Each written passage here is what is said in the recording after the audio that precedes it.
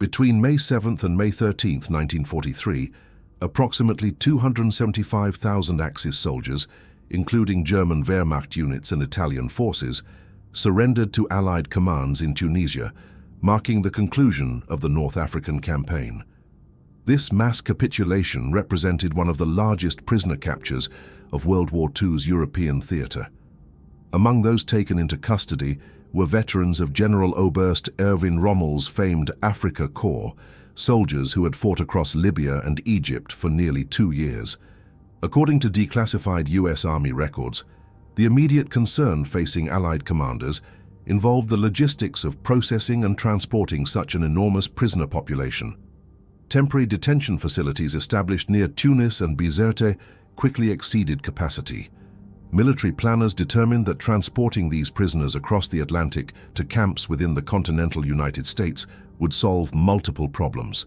It would remove potential security threats from the Mediterranean theater, provide labor for American agricultural and industrial sectors experiencing wartime manpower shortages, and comply with Geneva Convention requirements for humane treatment of prisoners of war.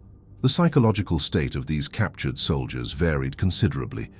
Wehrmacht training and National Socialist propaganda had spent years constructing a particular image of the United States, portraying it as a nation weakened by economic depression, racial conflict, and supposed moral decay. Many German soldiers genuinely believed they would face harsh treatment, forced labor under brutal conditions, or even summary execution. These fears were not entirely unfounded, given the rhetoric they had absorbed, but they would prove dramatically inconsistent with the reality they encountered.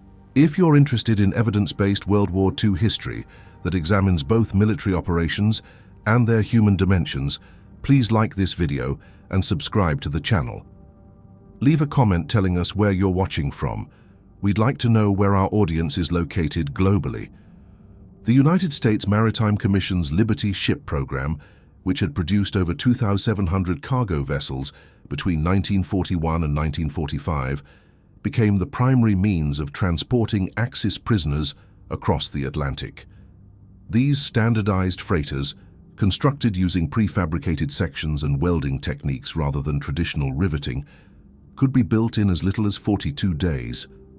While designed to carry military supplies, tanks, and provisions, dozens of Liberty ships were temporarily converted for prisoner transport during 1943 and 1944. Declassified U.S. Navy convoy records indicate that prisoner transport ships traveled in escorted convoys, typically consisting of 30 to 60 merchant vessels protected by destroyer escorts and corvettes. The Atlantic crossing generally required 10 to 14 days depending on weather conditions and convoy routing. German U-boats remained a significant threat throughout 1943, though Allied anti-submarine warfare capabilities had improved substantially following the introduction of escort carriers, improved radar, and enhanced depth charge tactics. Conditions aboard these vessels were austere, but complied with Geneva Convention standards. Prisoners were housed in converted cargo holds with hammocks arranged in tiers. Ventilation systems proved inadequate for the number of men confined below deck, particularly during rough weather when hatches remained sealed. Medical personnel aboard each transport ship monitored prisoners for seasickness, dehydration, and communicable diseases. Rations provided to prisoners matched those allocated to U.S. Army personnel in terms of caloric content, though prisoners received less variety in menu options. Contemporary accounts from both American guards and German prisoners confirm that despite the cramped quarters and monotony of the voyage, physical mistreatment was rare. U.S. Army regulations governing prisoner transport explicitly prohibited abuse, and military police assigned to guard details received specific training regarding Geneva Convention requirements. The contrast between prisoners' expectations and actual treatment began during these voyages, as many soldiers noted receiving adequate food, medical attention, and being addressed without hostility by American personnel. Prisoner ships docked primarily at 3 East Coast ports: New York Harbor, Norfolk, Virginia, and Charleston, South Carolina. Processing stations at these locations handled the administrative requirements of logging prisoner information, conducting medical examinations, and assigning POWs to specific camps within the United States. Camp Operations Division records from the Office of the Provost Marshal General indicate that approximately 425,000 prisoners of war, German, Italian, and Japanese, were housed in camps across the United States by the war's end, with Germans comprising the largest percentage. The initial arrival experience proved significant in reshaping prisoner perceptions.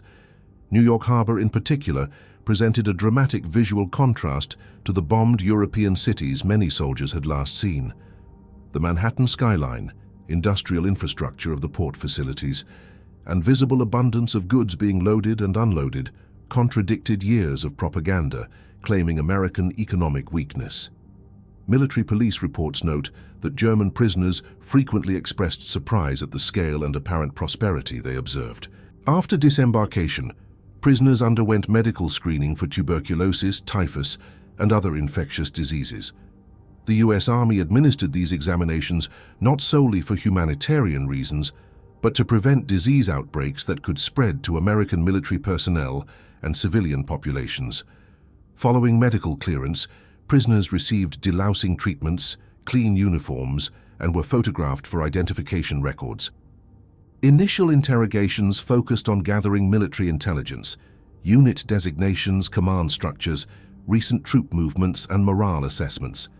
German prisoners varied in their willingness to cooperate, with some providing detailed information, while others adhered strictly to the Geneva Convention requirement to provide only name, rank, and serial number. Intelligence officers noted that prisoners who had experienced heavy combat and poor conditions in North Africa's final months were often more willing to discuss their experiences than those captured earlier in the campaign. The United States established approximately 700 POW camps and branch facilities between 1942 and 1945, distributed across 46 states. These ranged from large base camps housing 3,000 to 5,000 prisoners to smaller branch camps containing 250 to 500 men located near agricultural or industrial work sites.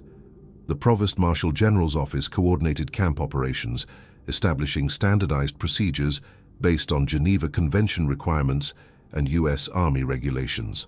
Camp construction followed a consistent pattern: barracks arranged in company-sized units, mess halls, administrative buildings, medical facilities, recreation areas, and guard towers positioned along perimeter fences.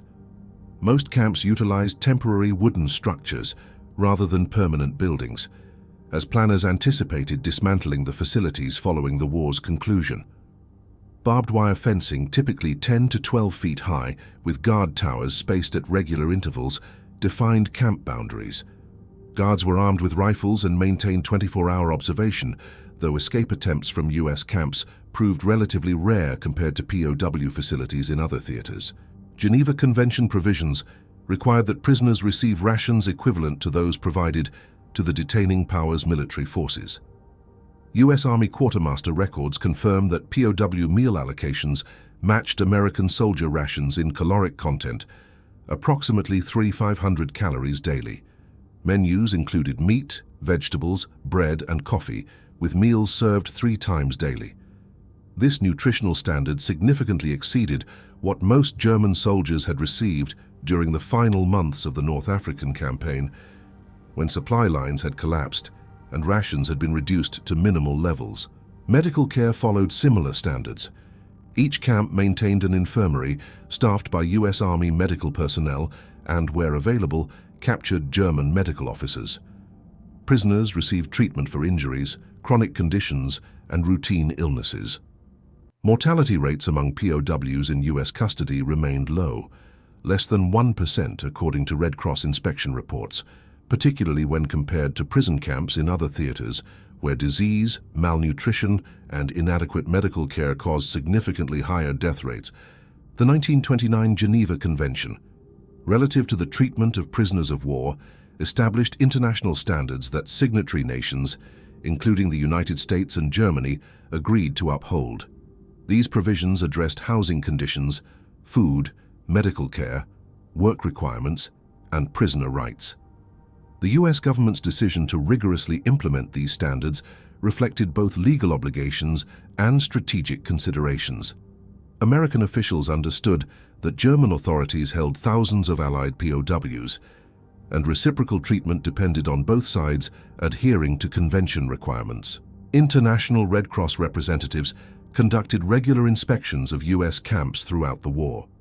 Inspection reports, now archived at the International Committee of the Red Cross headquarters in Geneva, document conditions, note deficiencies, and record corrective actions taken by U.S. authorities. These reports indicate that while specific complaints arose, overcrowding in certain camps, inadequate heating during winter months, conflicts between prisoners and guards, overall conditions substantially complied with Geneva Convention standards.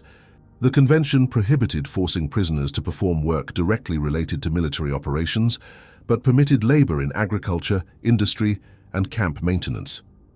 Prisoners received compensation for their work, though the U.S. government deducted costs for housing, food, and clothing before distributing remaining wages. Officers could not be compelled to work, while enlisted men could be assigned labor details.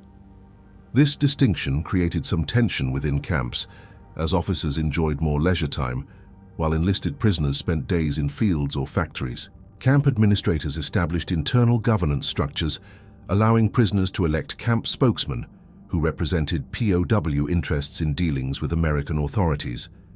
This system, required by Geneva Convention provisions, gave prisoners a degree of agency in managing camp affairs. However, it also created opportunities for die-hard National Socialists to exert control over fellow prisoners, leading to internal conflicts that U.S. authorities sometimes struggled to manage effectively. By mid-1943, American agriculture and industry faced severe labor shortages as millions of men served in military forces and defense production absorbed much of the civilian workforce. The U.S. government authorized the employment of POW labor to address these shortages, particularly in agricultural sectors where harvest work could not be delayed without significant crop losses. Approximately 425,000 prisoners, predominantly German and Italian POWs, participated in various work programs during the war years. Agricultural work dominated POW labor assignments. Prisoners harvested cotton in Texas, Georgia, and Alabama, picked fruit in California and Washington, topped sugar beets in Colorado and Nebraska, and worked in timber operations across the Pacific Northwest. The War Manpower Commission coordinated with the Provost Marshal General's Office to match labor demands with prisoner availability, establishing branch camps near farming communities requiring workers. Farmers and agricultural businesses contracted with the U.S. government to employ POW labor, paying standard wages that were credited to prisoner accounts after deductions for maintenance costs. This system proved economically beneficial for all parties. Farmers obtained necessary labor, the government offset costs of maintaining prisoners, and POWs received modest compensation that could be spent in camp canteens on tobacco, toiletries, and other permitted items. Initial interactions between American farmers and German prisoners often involved mutual suspicion. Farmers worried about sabotage, while prisoners feared harsh treatment. Contemporary accounts indicate that these tensions typically diminished as practical work requirements superseded ideological concerns. Farmers evaluated prisoners based on work performance rather than political allegiance, and prisoners recognized that cooperation made their daily labor less onerous. This pragmatic accommodation did not necessarily represent friendship, but it established a functional working relationship that surprised both groups. The material abundance prisoners observed in the United States contradicted years of propaganda, claiming American economic weakness and deprivation. German prisoners working in agricultural settings witnessed American families with automobiles, well-stocked grocery stores, and homes equipped with modern conveniences, refrigerators, radios, and indoor plumbing that were far less common in Germany even before the war's outbreak. This observation of prosperity occurred against a backdrop that made the contrast even starker. By 1943, German cities faced increasing Allied bombing campaigns that destroyed housing, disrupted utilities, and caused civilian casualties. Food rationing in Germany had tightened progressively as the war continued, with bread, meat, and fats available only in limited quantities. Letters from families back home described these hardships in detail, making the abundance prisoners saw in America even more striking. Contemporary diaries and letters written by German POWs frequently mentioned specific items that symbolized American prosperity: Coca-Cola, cigarettes readily available in camp canteens, fresh fruit, and processed foods. For soldiers who had subsisted on black bread and thin soup during the final weeks in North Africa, the variety and quantity of food available in the United States seemed almost incomprehensible. Some prisoners questioned whether what they observed represented typical American life, or if authorities had deliberately orchestrated displays of abundance to demoralize them. Historical analysis suggests that what prisoners observed was indeed representative of American home front conditions.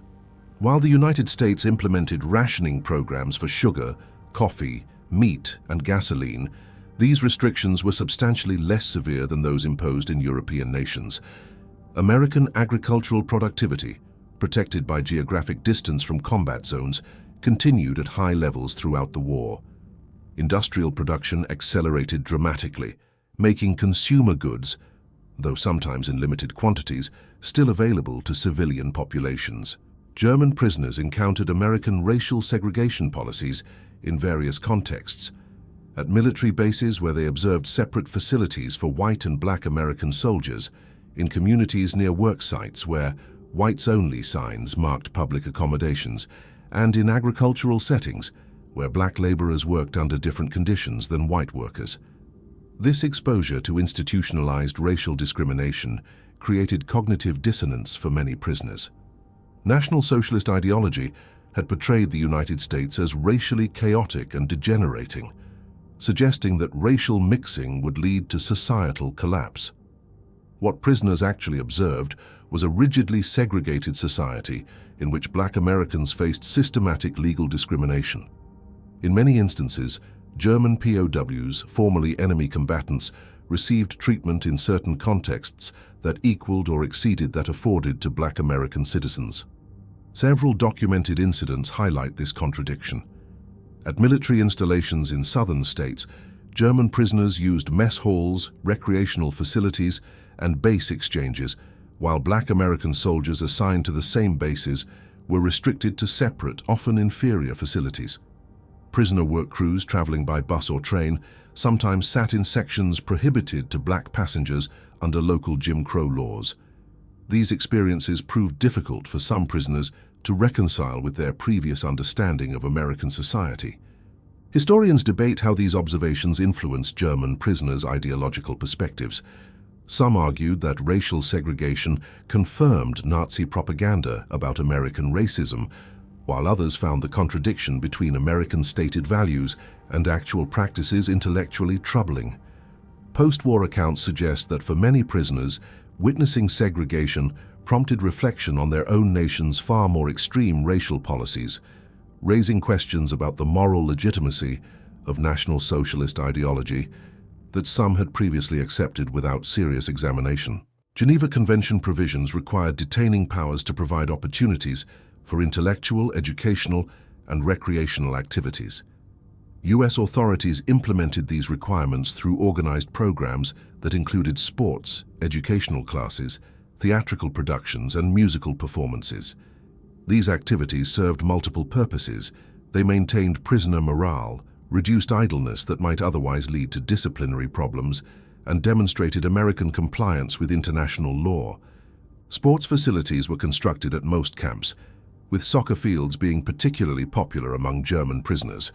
Organized tournaments developed between different camp companies, with prisoners crafting makeshift trophies and maintaining detailed statistics.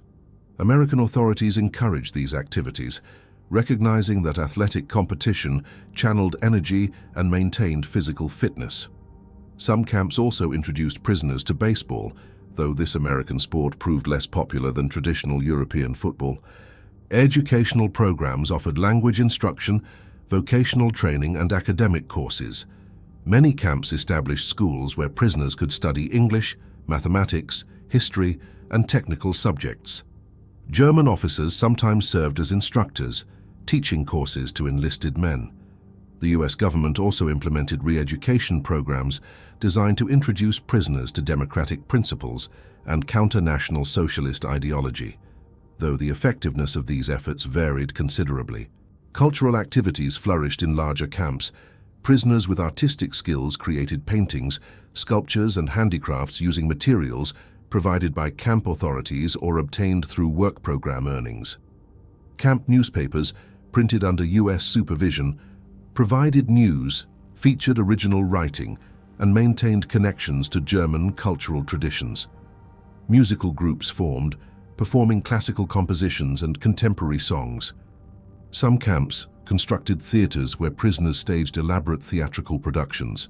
These cultural activities produced artifacts that historians now study to understand prisoner experiences. Carved wooden items, paintings, and camp newspapers, preserved in museums and archives, demonstrate the creativity prisoners maintained despite confinement. They also reveal internal camp dynamics, power struggles between political factions, efforts to preserve German cultural identity, and gradual adaptation to American surroundings.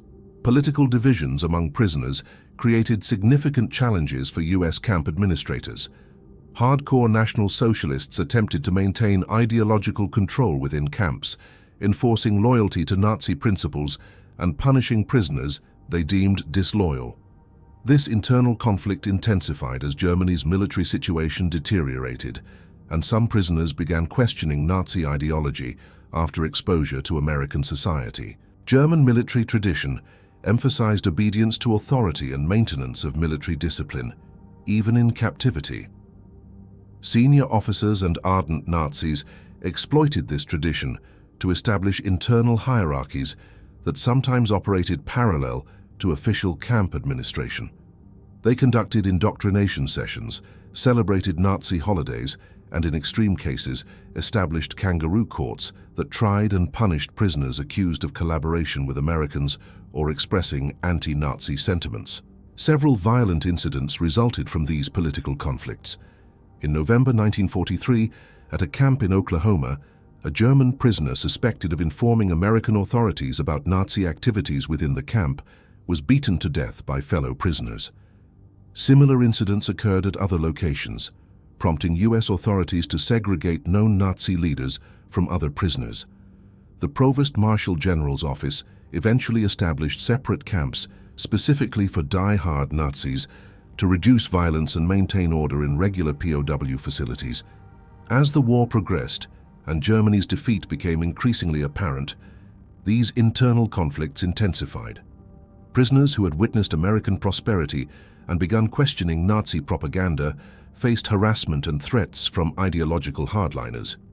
US authorities recognized this problem, but found it difficult to completely suppress, as they lacked sufficient German-speaking personnel to monitor all prisoner conversations and relied partly on prisoner cooperation to maintain camp order.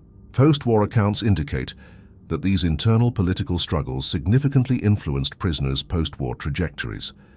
Those who had openly challenged Nazi authority during captivity often faced ostracism after returning to Germany, where many former soldiers remained reluctant to repudiate their wartime service.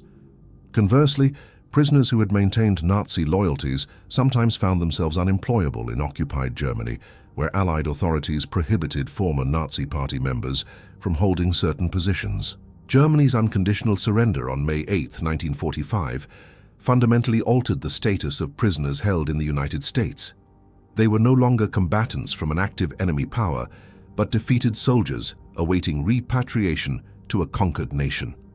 The process of returning approximately 425,000 prisoners to Europe proved logistically complex and occurred over an 18-month period extending into late 1946. Initial priorities for repatriation focused on prisoners whose labor was least essential to American agricultural and industrial production. Seriously ill prisoners, those with severe injuries, and older soldiers received priority for return. However, many POWs remained in US camps well into 1946 as their labor continued to address ongoing workforce shortages. This prolonged detention generated some criticism from international observers who argued that retaining prisoners for economic purposes after hostilities ceased violated the spirit, if not the letter, of Geneva Convention provisions. The repatriation process required extensive administrative work, verifying prisoner identities, conducting final medical examinations, preparing transport manifests, and coordinating with occupation authorities in Germany who would receive returning prisoners. Liberty ships and converted troop transports carried prisoners back across the Atlantic, typically to ports in France or Britain, from where they were transferred to processing centers in occupied Germany. Prisoners departing the United States faced an uncertain future. Germany lay in ruins, divided into occupation zones controlled by the United States, Britain, France, and the Soviet Union. Many prisoners had not received mail from families in months and had no reliable information about whether their homes still stood or their relatives survived. Allied bombing campaigns had destroyed entire city centers, and millions of German civilians faced severe food shortages during the harsh winter of 1945-1946. The psychological adjustment from life in American POW camps to conditions in defeated Germany proved difficult for many former prisoners. After years of adequate nutrition, they returned to a society experiencing near-famine conditions. After living in heated barracks, they returned to find housing destroyed or damaged. The contrast between American abundance and German devastation reinforced lessons some had learned about the futility of the war and the falsehoods of Nazi propaganda. A notable percentage of former German POWs eventually immigrated to the United States, drawn by memories of the prosperity they had witnessed and the relatively fair treatment they had received. Immigration records indicate that several thousand former prisoners applied for U.S. visas during the 1950s and 1960s, after West German sovereignty was restored and travel restrictions eased. These men returned not as enemies but as immigrants seeking economic opportunity and political stability. Former prisoners who immigrated typically settled in regions where they had worked during captivity: Texas, California, the Midwest, areas they had become familiar with during their confinement. Many established successful businesses, raised families, and integrated into American society. Their experiences as POWs gave them unique perspectives on American culture and society that facilitated adaptation. They already spoke some English, understood American customs, and had developed work relationships with Americans during their captivity. The children and grandchildren of these former prisoners grew up as Americans, often with only fragmentary knowledge of their fathers' or grandfathers' wartime experiences. Many former POWs remained reluctant to discuss their service in the Wehrmacht or their time in captivity, preferring to focus on building new lives in their adopted country. This silence reflected both personal trauma and social pressures. Discussing service in Hitler's military proved uncomfortable in American communities where veterans had fought against Germany. Reunions between former prisoners and Americans they had known during captivity occasionally occurred, facilitated by correspondence maintained over decades. Former guards, farmers who had employed POW labor, and camp personnel sometimes developed long-term relationships with former prisoners. These connections, while relatively rare, demonstrated that even war and captivity could produce lasting human bonds that transcended national enmity. Historians studying these post-war trajectories note that former prisoners' experiences in American captivity measurably influenced their political views and life choices. Many became strong advocates for democratic governance, international cooperation, and reconciliation between former enemies. Their first-hand knowledge of both Nazi Germany and American democracy provided perspectives that informed their participation in building post-war German society or adapting to life in the United States. The treatment of German prisoners in the United States during World War II reflects several intersecting factors. American legal traditions emphasizing rule of law, strategic calculations about reciprocal treatment of Allied prisoners held by Germany, economic pragmatism regarding labor utilization, and cultural values that distinguished between fighting enemy soldiers and respecting defeated individuals. Comparative analysis with POW treatment in other theaters reveals significant variations. Eastern Front conditions, where German and Soviet forces routinely violated Geneva Convention provisions, resulted in death rates exceeding 50% for prisoners on both sides. Japanese camps holding Allied prisoners maintained brutal conditions that caused mortality rates approaching 27%. Against these standards, the US record of less than 1% mortality among German POWs demonstrates substantially more humane treatment. Several factors explain American adherence to Geneva Convention standards. First, the United States faced no existential threat on its territory, allowing policymakers to maintain legal and ethical standards without immediate survival pressures. Second, German authorities held thousands of American and Allied prisoners, and US officials understood that mistreatment of German POWs would likely result in retaliation against Allied captives. Third, American legal traditions and public oversight mechanisms made systematic abuse more difficult to implement or conceal than in authoritarian societies. Economic calculations also influenced policy. The US government recognized that healthy, reasonably content prisoners could provide valuable labor to address wartime workforce shortages. Malnourished, brutalized prisoners would have been unable to perform the agricultural and industrial work that proved economically beneficial. This practical consideration aligned with humanitarian impulses and legal obligations to create a system that, while certainly not voluntary or pleasant for prisoners, avoided the extremes of abuse common in other contexts. The German POW experience in the United States also reveals contradictions in American society, particularly regarding racial segregation. The irony of enemy soldiers receiving better treatment in some contexts than Black American citizens highlighted the gap between American stated ideals of equality and actual social practices. This contradiction, observed by prisoners and noted by contemporary commentators, became part of broader critiques that eventually contributed to civil rights movement momentum in subsequent decades. Physical artifacts created by German prisoners during their captivity provide tangible evidence of their experiences and serve as primary sources for historical research. These items, ranging from carved wooden boxes to paintings, camp newspapers, and handcrafted tools, are preserved in museums, archives, and private collections across the United States. The National World War II Museum in New Orleans maintains an extensive collection of POW artifacts, including artwork, personal letters, and photographs documenting camp life. The U.S. Army Heritage and Education Center at Carlisle Barracks, Pennsylvania, houses Provost Marshal General records that detail camp operations, incident reports, and administrative correspondence. State and local historical societies in regions that hosted camps have collected oral histories from former guards, civilian employees, and community members who interacted with prisoners. These material remnants reveal aspects of prisoner experience that official records sometimes obscure. Artwork depicting camp scenes or landscapes shows how prisoners perceived their surroundings. Carved items demonstrate craftsmanship and the availability of leisure time. Camp newspapers reflect internal debates, cultural interests, and gradual awareness of Germany's deteriorating military situation. Personal letters, when available, provide intimate perspectives on homesickness, uncertainty, and adaptation. Preservation efforts have accelerated in recent decades as the generation with direct knowledge of POW camps passes away. Several former campsites have been designated as historical landmarks, with interpretive markers explaining their wartime purposes.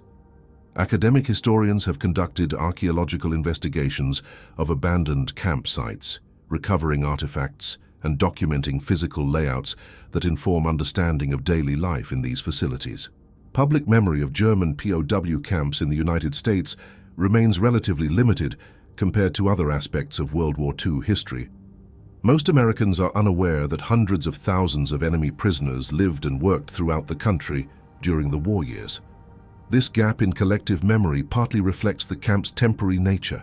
Most facilities were dismantled within months of the war's end, and partly reflects post-war focus on other narratives about American war efforts. Understanding German prisoner experiences in the United States requires comparative context, examining how Axis powers treated Allied captives. The contrast proves stark and illustrates the fundamentally different approaches to prisoners taken by democratic and authoritarian regimes during World War II. Germany held approximately 235,000 British and American prisoners by war's end, most captured during fighting in North Africa, Italy, and Western Europe. Treatment varied significantly depending on capture location, time period, and specific camp conditions. Generally, German authorities adhered to Geneva Convention provisions for Western Allied prisoners, providing adequate food, shelter, and medical care, though conditions deteriorated substantially during the war's final months as German infrastructure collapsed under Allied bombing and Soviet advances. In contrast, Soviet prisoners held by Germany faced catastrophic conditions. Of approximately 5.7 million Soviet soldiers captured by German forces, an estimated 3.3 million died in captivity from starvation, exposure, disease, or deliberate killing. Nazi racial ideology, which classified Slavic peoples as subhuman, directly influenced this differential treatment. The German military command explicitly denied Soviet prisoners Geneva Convention protections, leading to systematic abuse that constituted war crimes. Japanese treatment of Allied prisoners proved equally brutal. Approximately 132,000 Allied military personnel and civilians were held in Japanese camps across the Pacific Theater. Death rates approached 27%. Nearly 36,000 prisoners died from starvation, forced labor, medical experimentation, and execution. The Bataan Death March, which killed thousands of American and Filipino prisoners in April 1942, exemplified Japanese disregard for prisoner welfare. Cultural factors, including Bushido traditions that viewed surrender as dishonorable, contributed to Japanese military personnel's brutal treatment of captives. Italian authorities held approximately 70,000 Allied prisoners before Italy's surrender in September 1943. Conditions in Italian camps generally complied with Geneva Convention standards, though food quality and medical care deteriorated as Italy's military situation worsened. Following Italy's armistice with the Allies, German forces seized control of many Italian POW camps and transferred prisoners to Germany, where they remained for the war's duration. This comparative analysis demonstrates that American treatment of German POWs represented one implementation of Geneva Convention standards that actually functioned largely as intended. The United States had capacity, both material and institutional, to provide adequate conditions and chose to do so despite holding enemy combatants. This choice reflected American values, strategic calculations, and practical considerations that distinguished U.S. policy from practices in totalitarian states where human life held less institutional value. The experience of German prisoners of war in the United States between 1943 and 1946 represents a significant but often overlooked chapter of World War II history. Approximately 425,000 prisoners, predominantly captured in North Africa and later in European campaigns, spent months or years in camps distributed across the continental United States. Their experiences, characterized by adequate food, Geneva Convention compliance, and exposure to American society, contradicted Nazi propaganda and challenged many prisoners' preconceptions about their enemy. These encounters had lasting effects that extended beyond individual prisoners. Former POWs who returned to Germany carried memories of American prosperity and fairness that influenced their participation in rebuilding democratic institutions in post-war West Germany. Those who eventually immigrated to the United States brought perspectives shaped by unique experiences that bridged former enemy nations. The material artifacts they created, artwork, handicrafts, letters, now serve as primary sources that historians use to understand this period. The historical significance of this topic extends to broader questions about how nations treat enemies during wartime. The United States' general adherence to international law regarding prisoners reflected values, institutions, and material capabilities that distinguished American practices from those of authoritarian regimes. However, the juxtaposition of relatively humane treatment of enemy prisoners with concurrent racial segregation of American citizens reveals contradictions in American society that prisoners themselves observed and commented upon. For viewers interested in evidence-based World War II history that examines both military operations and their human dimensions, we encourage you to explore additional content on this channel. Documentary evidence, declassified records, oral histories, material artifacts, provides windows into experiences that shaped both individuals and nations during the 20th century's defining conflict.